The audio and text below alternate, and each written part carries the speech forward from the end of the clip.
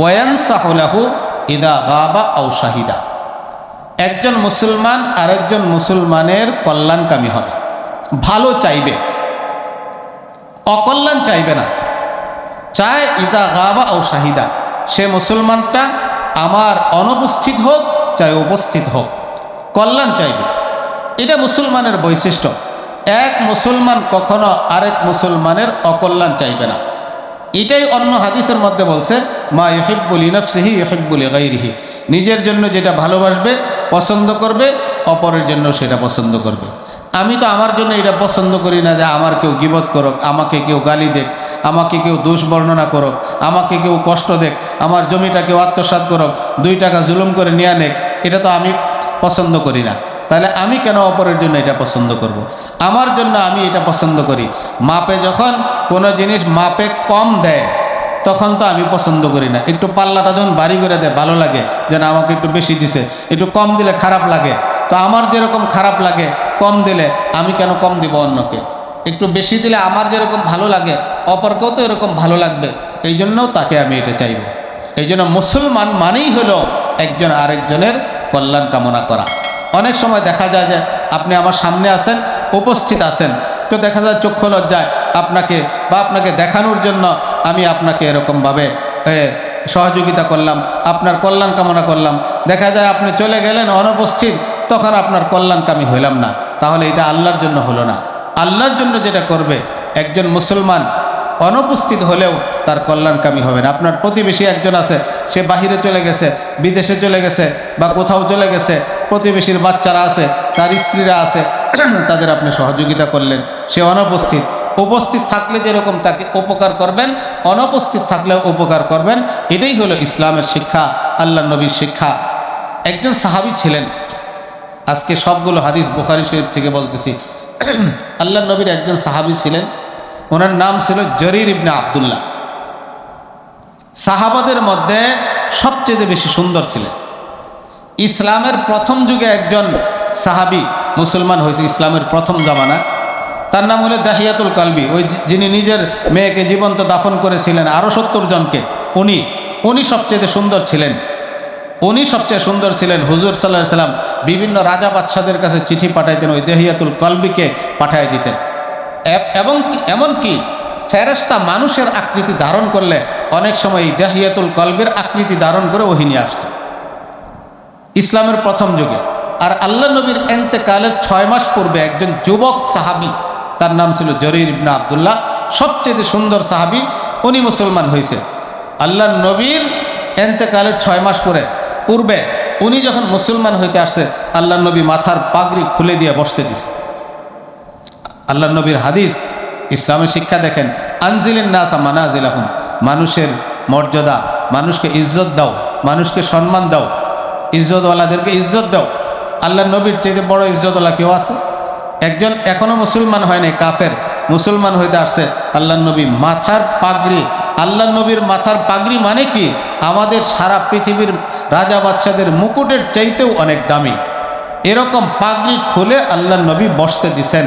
আল্লাহ নবীর ব্যবহার জাদুর মতো ছিল, ব্যবহারে আকৃষ্ট হয়ে যাইত, মানুষ ইসলামের মধ্যে চুম্বকের মতো আসতো আল্লাহ নবীর ব্যবহার দেখে। তো এই জরির ইবনে আব্দুল্লাহ যখন আল্লাহ নবীর হাতে মুসলমান হন, বায়াত হন, ওনাকে আল্লাহ নবী সাল্লাল্লাহু আলাইহি ওয়াসাল্লাম 3টা উপদেশ দিয়েছেন। উনি বলেন, বায়াতু রাসূলুল্লাহি সাল্লাল্লাহু আলাইহি ওয়াসাল্লাম আলা ইকামিস সালাত ওয়া ইতাইজ যাকাত ওয়া নুসহি লিকুল্লি মুসলিম।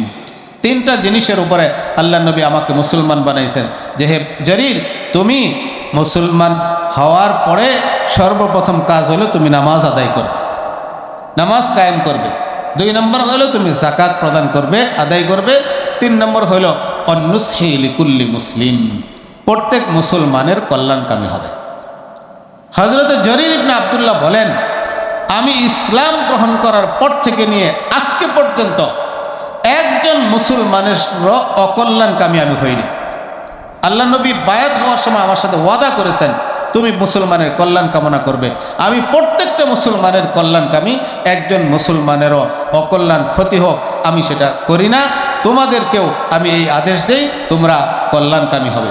অন্য হাদিসের মধ্যে আল্লাহ নবী বলেছেন, আদ-দীন ওয়ান নসিহা, আমাদের ধর্মের সারাংশ আর খুলাসা আর সারমর্মই হইল মানুষের কল্যাণ করা, মানুষের কল্যাণ কামনা করা, আল্লাহ তাআলার কল্যাণ কামনা করা, আল্লাহকে রব হিসাবে মেনে নেওয়া, আল্লাহর রসুলের কল্যাণ কামনা করা, নবীর সুন্নতকে মেনে নেওয়া, এরকমভাবে ওলামাদের কল্যাণ কামনা করা, ওলামাদের সাথে হুসনে সুলুক করা, তাদেরকে ইজ্জত করা, সম্মান করা, মুসলমান রাজা বাদশাহ তাদের বিদ্রোহ না করা, সাধারণ মানুষের কল্যাণ কামনা করা, সাধারণ মানুষের ভালো চাওয়া, হিংসা হাসাদ।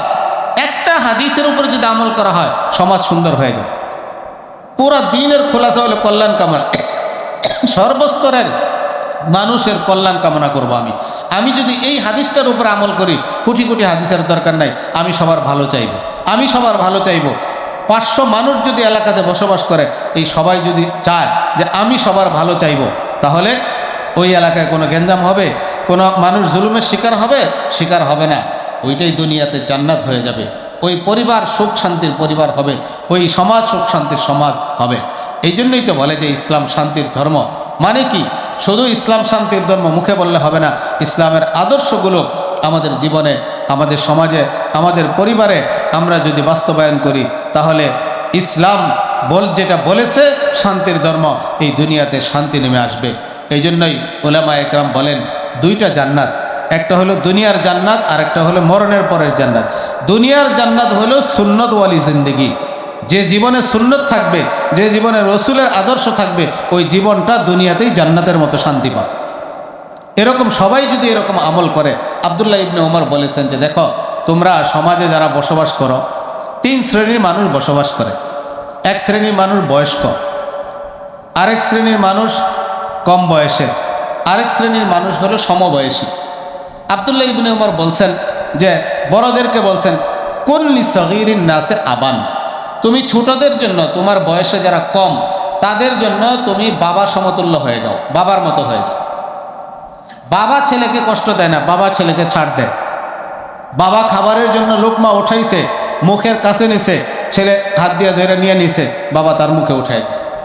যে লোকমা নিজের মুখে ওঠানোর কথা, ওই লোকমা ছেলের মুখে দিয়ে দিছে বাবা। তো কোন লিসগীরিন নাস আবান, তুমি তোমার বয়সে যারা ছোট তাদের জন্য বাবার মতো হয়ে যাও, বাবার মতো আচরণ করো। আর ছোটদেরকে বলছে কোন লিকাবীরিন নাস ইবনান, এই কম বয়সের লোকেরা, তোমরা তোমাদের বয়সে যারা বড় তাদের জন্য তোমরা ছেলেদের মতো হয়ে যাও। কোনো ছেলে বাবার সাথে বেয়াদবি করে না, কোনো ছেলে বাবাকে কষ্ট দেয় না, কোনো ছেলে বাবার উপরে জুলুম করে না, তোমরাও বড়দের সাথে জুলুম করবে না। আর সমবয়সী মানুষদের ব্যাপারে কি বলছে, অলি মিসলিহি আখান, তোমরা যারা সমবয়সী হয়েছ একজন আরেকজনের জন্য ভাইয়ের মতো হয়ে যাও। ভাই ভাইকে কষ্ট দেয় না, ভাই ভাইয়ের উপরে জুলুম করে না, ভাই ভাইয়ের টাকা আত্মসাৎ করে না, এরকম হয়ে যাও। বড়দেরকে বলছে ছোটদের জন্য বাপ হয়ে যাও, আর ছোটদেরকে বলছে বড়দের জন্য ছেলে হয়ে যাও। সমবয়সী বলছে একজন আরেকজনের জন্য বন্ধু হয়ে যাও। এক একটা কথা হলো হীরার চাইতেও দামি। যদি আমল করি তাহলে নিজের দুনিয়ার জীবনটাও সার্থক হবে, আখেরাত আমার জন্য প্রস্তুত, জান্নাত প্রস্তুত, জান্নাতের নিয়ামত প্রস্তুত, জান্নাতের ফল মূল, জান্নাতের হুর প্রস্তুত, আল্লাহ পাকের সাক্ষাৎ, আল্লাহ পাকের দিদার জান্নাতে প্রস্তুত। এই জন্য আমার ভাইরা, এই সমস্ত কথাগুলো আজকের বয়ানের খোলাসা ছিল। এক মুসলমানের উপরে আরেক মুসলমানের 6টা হক। 1 নম্বর হক হলো যে অসুস্থ হইলে দেখতে যাওয়া, 2 নম্বর হক হলো মারা গেলে জানাজা কাফন দাফনে শরীক হওয়া, 3 নম্বর হলো দাওয়াত দিলে দাওয়াত কবুল করা, 4 নম্বর সালাম দেওয়া দেখা হলে, 5 নম্বর হলো হাসি দিলে তার জবাব দেওয়া, আর 6 নম্বর হলো এরকমভাবে কল্যাণ কামনা করা। পুরা দিনের খোলাসা হলো কল্যাণ কামনা করা। আল্লাহ পাক আমাদেরকে আমল করার তৌফিক দান করে।